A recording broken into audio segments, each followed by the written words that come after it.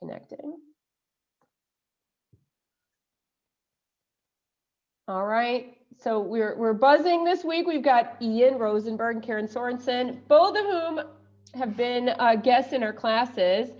Ian is our latest one because he just wrote an amazing book called The Fight for Free Speech, which we have all ordered now, but we're still waiting for it to come, by the way. It takes forever, so you have to get a European distributor. And Karen, who also wrote a book about love, but we don't have that by you, so you have to write another one so we can.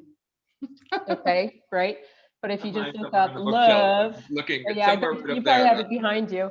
Anyway, but you both have been guests with us. So today I just thought we could have we haven't talked to each other in a while. We all know each other from school from a million years ago, but I thought we could have a little conversation because one of the things that we do on our buzz chats is we talk about what's going on in the world. So I want to know what's going on with you.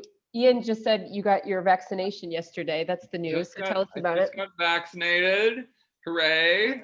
That's great news. It's so great. I was telling Carrie I feel a little meh, but that's to be expected and all that. But so is this part of the Biden plan where everybody's able to get vaccinated? Do you notice? I was talking to a friend yesterday in California, and he said that since this new Biden plan has gone through, he said it's just amazing how things have changed. Do you notice that too in New York, Ian? Yeah, it's really remarkable. I mean. There are complications and it's not flawless, but he's meeting all of his goals. He wanted a million shots. Now I can't remember the numbers, but he had a goal to meet a certain number of shots by a certain number in the first 100 days, and he surpassed that before the first 100 days. And in most states right now, I think maybe every state, but most states right now. Anyone 16 and older is now eligible. They had done it in the series of first it was people 65 and older, and then it was 50 and older, and then it's or if you were an essential worker or had a pre-existing condition or other health problems.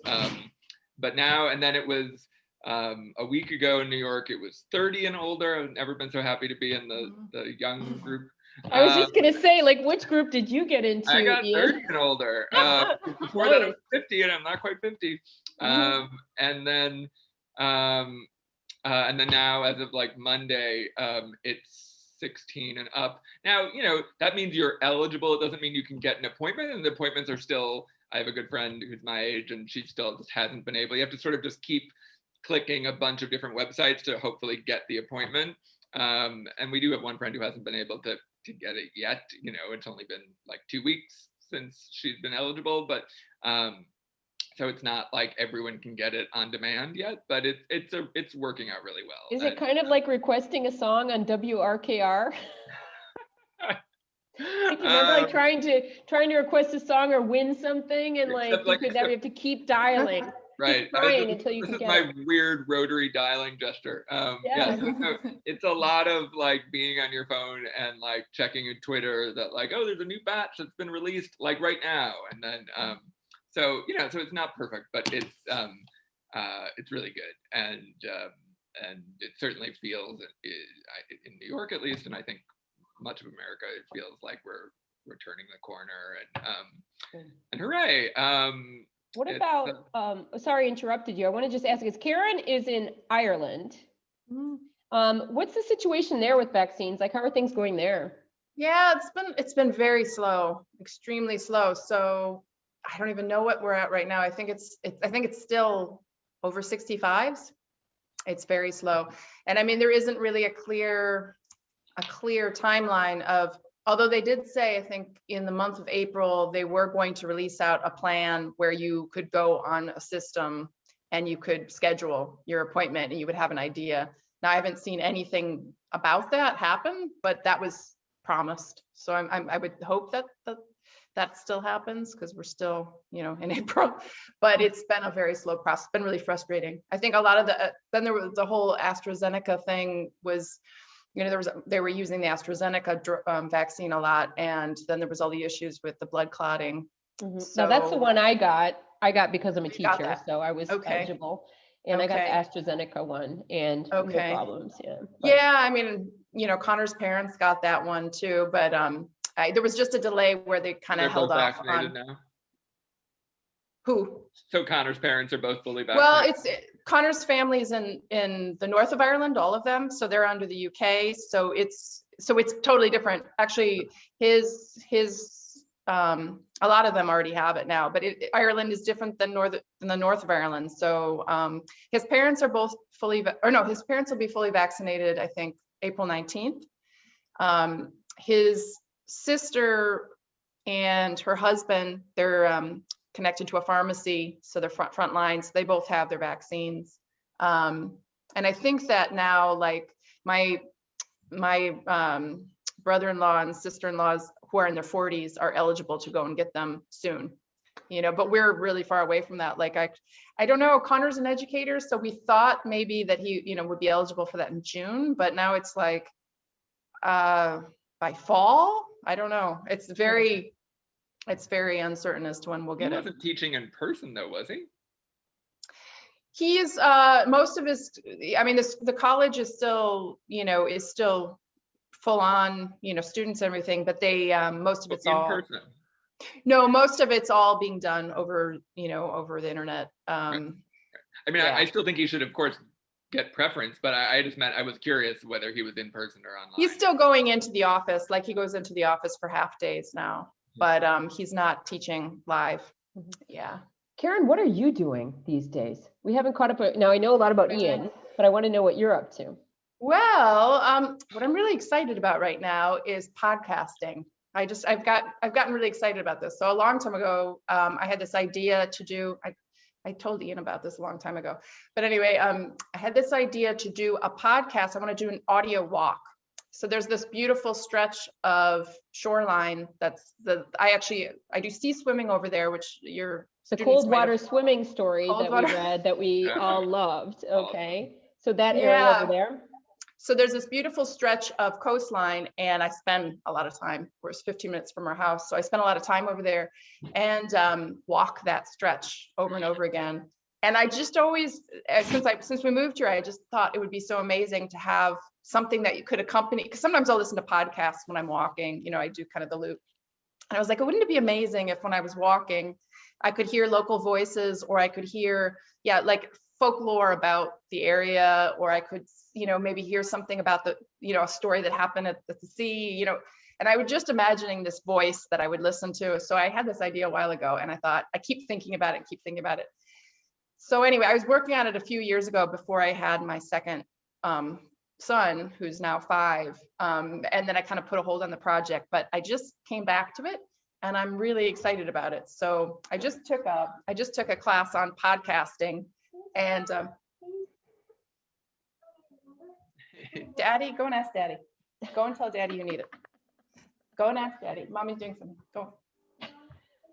So she's 5. So cute. Okay, go ask him to do it for you, because I'm doing something. So you took a class on podcasting, and then what? Did you start doing it? Because I'm all ready to do a search for it. Yeah, well, you can't do a search for it yet. I did purchase sound editing equipment, and I've been teaching myself how to do this, how to edit my own stuff. And I've done 3 interviews with different people that are connected to the Flaggy Shore. So I did this one amazing person who I'm friends with. His name's Eugene Lam. He's a really famous musician. He's in his 70s, so he's had a really fascinating life. He traveled around the world, on a boat for a long time that he built himself. Oh. He's one of the few people that are still, there's these instruments that are in a lot of traditional Irish music. And he's one of the few people in the world that actually build them. So anyway, he's this amazing musician. So I interviewed him, and he used to be a biologist. So he knows all the plants and flowers around the area, and he knows the animals. So he's full of folklore, and he speaks fluent, really amazing Irish. So anyway, so I interviewed him. Meaning and he and I spent Gaelic or Irish. I think there they call it Irish when you're there. Oh, okay. I think we call it Gaelic. Yeah. But anyway, so I have an amazing interview with him that I'm really excited about, and he played a bunch of traditional music for me that's all related to the sea. So there's a bunch of songs that are inspired by famous Irish songs that are inspired by that stretch of water. So neat. Cool. Okay, so what's your timeline here? Because we want to know. Yeah, well, of course, it's gotten pushed. I was hoping to finish it by the summer, but it's a little bit challenging just because of COVID lockdown with children. Okay. But Sure. yeah, but actually the exciting The thing boys was, haven't been in school, right? I mean, they're doing yeah, the online boys school. the boys started school 3 weeks ago, so they were in school for 3 weeks, then they were out of school for holidays for 2 weeks. So But in school, physically in school? they were physically in school for 3 weeks, but since Christmas they were in for 3 weeks, but then they had 2 more weeks of break. So it's not been easy. And I actually I took on a lot of consulting work, and I'm trying to get a fundraising job. So I'm juggling a lot right now. But anyway. Tell me about, you were excited about something. What were you saying about being excited? Oh, I was kind of excited because a couple of these weird serendipitous things started happening. You know, whenever you start following things that you're passionate about, all of a sudden, like, it's like, what? That happened. Yeah. So randomly, out of the blue, my friend Dawn Eshelman, Ian's met her before. She still works at the Rubin Museum, which is a Tibetan Buddhist museum in New York. Yeah. And she is the head of programs now. So she runs all their Cool. programs. And she actually just got commissioned, or not commissioned, but like she got approval to create a 10-part podcast on Buddhist awakening. Wow. And it's tied into the exhibition that they have on now. So basically she's the executive producer, and she has to find 10 people to interview about awakening. Well, it's not necessarily, she's not doing it in a straight way where she's finding Buddhist, like religious people. She's finding, she's interviewing people that actually, I'm so not in the New York radar now, but like people that are probably being talked about now, like Amanda Palmer, like some, Neil Gaiman, like some rock star punk rock lady. And I think there's a chance maybe Laurie Anderson might be doing the hosting. Awesome. And anyway, so she asked me to help her with this. So I'm creatively consulting on that project, and I'm learning from her. So I'm hoping that once we finish that, I'm going to know exactly what to do for my own project. There you go. So that's a long story. So I've got a question for Ian. Like, did you have because I had a week like that where like all these weird things kept happening because I just my life took a new direction like in one day. Like, tell me, did you have that with your book, or was it just you're just really good at creating habit? I mean, did you have any of those sort of? The big serendipitous thing was I had 2 serendipitous things, both that Caroline, my wife, suggested I do, and then they came to fruition. Like the first was like I had pitched my book to hey Kristen. I had pitched my book to an agent, and he hello. Yes, Christian. How are you, Kristen? Good to see you. You're looking well. Good to see you. Hello. Looking well. Nice to see you. Yeah. Good to see you. How are you? Very well, thanks. How Very you well. doing? Great. See, what have we had? I never see you, Karen. I know. Oh, you've never seen Karen before. No. Oh, Hello. hello. That's a big Nice problem. to meet you. We have to correct that very soon. Yeah. Awesome. Good. So anyway. Bye-bye. Good to be well. Good to see you, Kristen. Nice to see you. So I pitched my book, and the person turned it down, and I was like, oh, I'm not going to be able to. He was like, good idea. You're not famous. Pass. And then Caroline suggested that I talk to a friend of ours who's a best-selling author and a book coach, and she made the suggestion that I try and pitch it to the as an academic book to University Press, which is a great idea. And so that was totally way serendipitous. cooler, by the way. I like cooler. Yeah, and I think that it came out of my from the teaching I was doing that there wasn't the right book for my class, and so there was definitely an academic. I sort of wanted 2 people to read it. I wanted people to buy it at an airport and sort of just learn about free speech because they're a smart person and want to learn more about the world, and then I also wanted it to be like a book that people used in classes that talk about free speech, but not for lawyers. So communications classes or government classes or rhetoric classes. So that was serendipitous. And then the next thing was I'd done this academic pitch. I was starting to get some interest. And then Caroline suggested that I mention it to a new agent friend of ours just to get her feedback. And I was like, I can't ask her. And she's like, ask for feedback. So I asked for feedback, and at first she was just like, oh, how fun to talk to you in a work context. Not my area, but let me see if I can give you any thoughts. And then a week later, she wrote back like, don't make any decisions. I think I want to represent you. I love it. Like, let's talk very soon. And then she became my agent. So those were the two like things that happened that were like totally transformed the success of my book. That was so cool. I mean, it made it a success in the sense that I got a deal, and I got 2 deals. Amazing. Yeah, you know, we were thinking of you yesterday because our writing group that you both know, because yesterday was Thursday, so we had our class, and then right after in our WhatsApp group, Marino, who you both met, said, "Do you know that the RBG film is on TV? It was on in Italian on." So we all watched it, loved it. I thought of you the entire time because like I had no idea that she was actually so instrumental in women's rights. Oh my God, and equality for the sexes. I had no idea. So it was really informative. So speaking of like sort of academic things, law, amazing. Yeah. No, she's. I mean, now her sort of pop status is become like something that people know about, but she is the real deal. I mean, she was the person to advocate for women's rights in America. I mean, there were other people who were influential, but she was really the leading force even before she joined the court, particularly before she joined the court. So Karen, I wanted to ask you, wait, so do you envision your podcast as like a series of different like with this musician guy and then with like somebody else, or is it going to be one project that's like one hour thing with different stories woven together? When I took the class, then I got more the idea of like having this be a more like something that would be ongoing. I was thinking about it just for one project, and so I think what I'm going to do is just do the one project. But then I have the whole interview that I've done to build that. And I think that afterwards, I might think of some kind of structure where there's like an ongoing, like guest kind of format thing. But I'm still trying to figure out in my head. I just know clearly that I want to do this audio walk thing.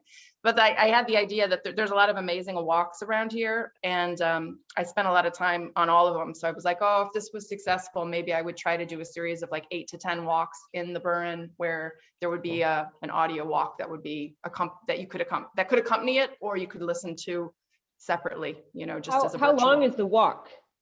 I'm going to do the walk. The podcast I have in mind to be an hour long. So it starts off in there's like a car park. And then the amazing thing about it is that it's like it's a literary walk, because it happens to be that on this stretch of shoreline, there are these really important Irish literary figures that are connected to them. So when you first start the walk, there's this beautiful white house with this red door. It's really striking house, and it's called Mount Vernon. And it was Lady Gregory, who was instrumental in the Celtic revival in Ireland, who was huge, very close to Yeats, and she was the person who founded the Abbey Theatre, which is the national theatre in Ireland. She was a playwright herself, and she also translated a lot of Irish folklore and made it accessible to the public. But anyway, so she was this huge figure, and she had her summer house right there. So she spent a lot of time, and she was very wealthy, and she was very much like the hostess. So she would invite any important literary and artistic figure of the day. So like George Bernard Shaw came and wrote one of his plays when he was there. There's a lot of really famous painters that came and painted in this area. So that's amazing. And then there's a lot of other connections to this house. And then when you walk further, there's other different, more like interesting stories, local stories. But then as you go all the way down to the stretch towards the end of where I want to end the podcast, there's a stretch called, there's a stretch where Seamus Heaney, who is one of the most famous Irish poets, who actually died the year Connor and I moved here. He wrote one of his very most famous poems called Postscript. He wrote it about this stretch on the Flaggy Shore, stretch of water on the Flaggy Shore, and there's a lake that have swans in it. And he wrote this very striking poem, and you can go there and you can see the point where he's turning the corner, and he describes everything that he sees.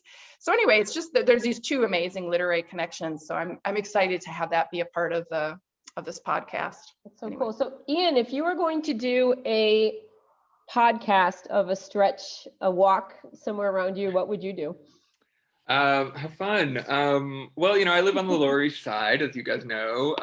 And so, well, now there are, there's just a lot of really interesting history in our area, both as like immigrant American history, Jewish American history, and now The pickle place. The pickle place. The pickle place. There's an incredible food history. And my book talks about how these anarchists in the 1920s like threw anti-World War I leaflets from blocks from where I live. That's in chapter 1. And then also now in a modern context, it's really interesting because it was a sort of it was originally in the turn of the century, it was Jewish immigrants. Then in like the 60s and 70s, it was more secular Jews. Then there was like somewhat of a Chinatown kept sort of moving into our neighborhood. Then there was sort of Latino and Latinx immigrants sort of coming in. And then in like the 2000s, there was sort of a gentrification beginning. So the sort of migration to sort of real estate and different communities that are in our neighborhood, I think are fascinating, and I don't know enough about it, but I would love to do that. Plus the food, there's incredible. You could do an amazing food. Would be fun. So you The could best do the same bialys, the best bit, pickles. but you'd have to do a different, you could do different interviews. So that could be like 10 episodes right there. Oh yeah, Get to work. That I know would you be have so nothing fun. better to do, right? Yeah, I've only recently, actually before the pandemic, I started listening to podcasts at the gym, and I had sort of been very late to the podcast, listenership party, and then I would be really interested in having someone do that. I don't think that's going to be my next project, but Listen but to it would be- Karen's, I would though. love to. I'd love to listen to Karen's. Yeah. I love Yeah. that. Okay, so I'm going to stop recording now so we can get to the real gossip, but just say thank you guys for comunque, that's Italian. Thanks for being with us on today's buzzcast. I'm going to just stop recording, and that's when I pretend I stop recording, and then you tell us all your secrets. No. Anyway. Oh yeah, don't forget to buy Ian's book, which he's helpfully holding up for you, The Fight for Free Speech. You can find it on Amazon. If you're in America, you get it like in 2 seconds. Yeah. If you're in Europe, you're gonna have to wait till 2026 for it to actually come. I ordered it 2 weeks before you came, and it still hasn't come yet.